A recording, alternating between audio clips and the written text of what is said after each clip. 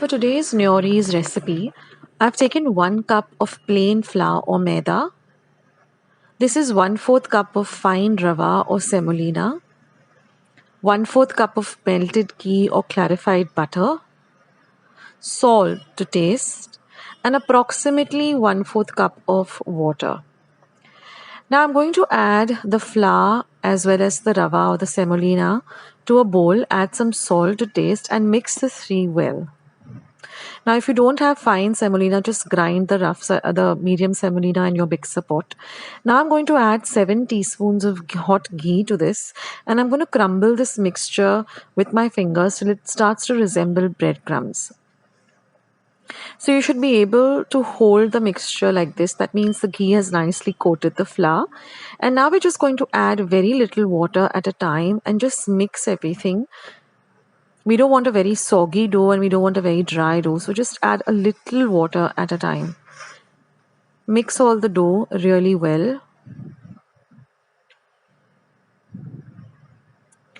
And now we're going to knead the dough for at least a whole minute, till the dough doesn't stick to your hands anymore. So just keep kneading it.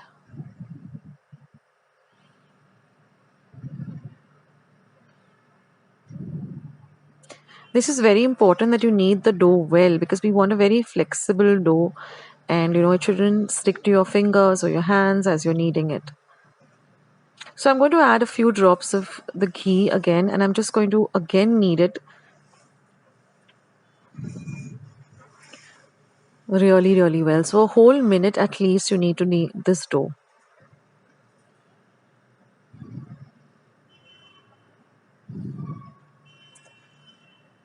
Now I'll show you a closer look of how the dough should be. If you poke your fingers or you press your fingers down on the dough, it should make a mark on the dough and it shouldn't bounce back like you would with a pizza dough. And now we're going to rest this dough for about 2 to 3 hours, which is also very important. Now we're going to start working on the filling. So here I've taken 4 cardamoms or elaichis. I'm just going to peel them. And then in my mortar and pestle, I'm just going to grind them to a very fine powder. Now if you're using ready-made powder, you need about approximately 1 teaspoon. This really elevates the flavor of the filling. So once this is done, just set it aside. Now I'm going to roughly chop up some cashew nuts and some raisins, which are also called kishmish. We're just going to chop them up roughly. You could also add almonds. And we're going to set this aside. Now I'm going to use 1 cup of desiccated coconut, 1 cup of powdered sugar, 1 tablespoon of poppy seeds or khaskhas. This is the same elaichi powder that we just finely ground, and the chopped cashew nuts and raisins. So this is going to be our filling. So first I'm going to dry roast the desiccated coconut on a very low flame, continuously stirring it till you get a very light brown color and you get this lovely aroma of the coconut. Now once that is done, you're going to transfer this to a bowl. Now wipe your pan clean, and again you're going to roast the poppy seeds for very little, just about half a minute, and then you're going to transfer that to the bowl in which we have transferred the coconut. So this doesn't have to be fried or roasted very long, just a little bit, and transfer it to the bowl. Again, wipe your pan, and now we're going to dry roast the cashew nuts and the raisins,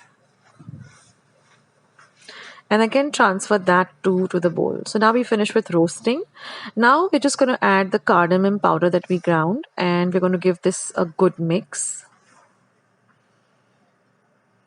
And now I'm going to add the powdered sugar and mix all of this really well. Now I'm going to transfer this mixture back to the pan on a very low flame, and I'm going to roast this till the sugar starts to melt and you get, a little bit of a light brown kind of a filling. So this should take you about half a minute or so. And even the color of the filling will become a little light golden brown, and you'll get this beautiful aroma of the coconut. So set this aside, and now we'll start on the dough. So I'm going to make small balls like this, which have to be really smooth without any cracks in them. And then I'm just going to roll out the ball like this. You're not going to add any flour to our rolling board because our dough is so easy to work with. You should be able to lift this once you have rolled it out like this. Now I'm just going to take a teaspoon of the filling, Don't take too much of the filling or don't take too less also. About a teaspoon should do. And then just dab some water on, half of the circle. Just put all the filling together in the center and then just fold one side onto the other like this. Now you got to seal the edges really, really well. This is very, very important, because if you don't do that, then when you go to deep fry these Neuris, they're just going to crack open and all the filling is going to go into the oil and it's going to be a real fiasco. And then just cut off the edges like this.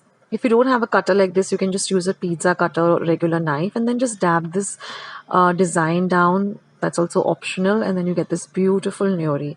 So this is one way of doing it. I'll just show you a few more designs.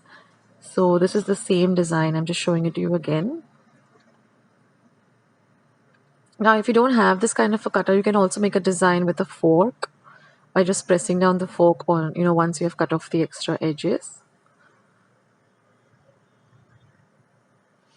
And then this is another design where I'll just show it to you. So once you've done this part, then you just pick, fold to one side and pick, fold to the other side, and you get this kind of a design. And then there's one design where you don't cut off the excess, you just dab down the wheel of the cutter and then just make a rough kind of a design if you don't want to cut off the excess and you like the crispy ends.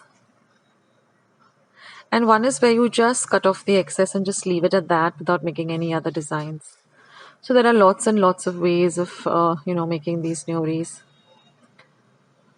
Each family definitely has their own special way of making it.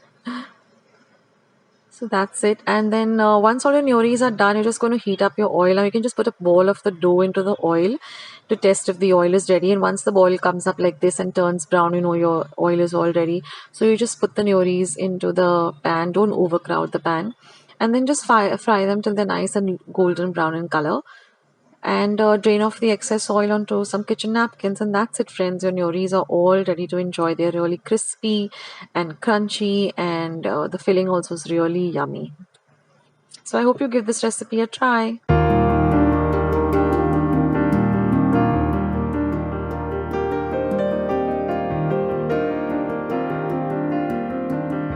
Friends, I hope you liked today's recipe as well as today's video, and if you would like to see more videos like this, then don't forget to leave this video a big thumbs up. Also, by clicking the thumbs up icon. Also, don't forget to subscribe to my channel and become a part of Akshata's recipes. Once you have subscribed, there is a small little bell icon that will pop up, so just click on that. That way, whenever I put up a new recipe or a new video, you get a message for the same. So on that note, I'll say bye and I'll catch you in my next video sooner than you think. This is Akshata saying bye, take care, stay healthy, stay fit, be kind and loving to one another. So till we meet again, bye.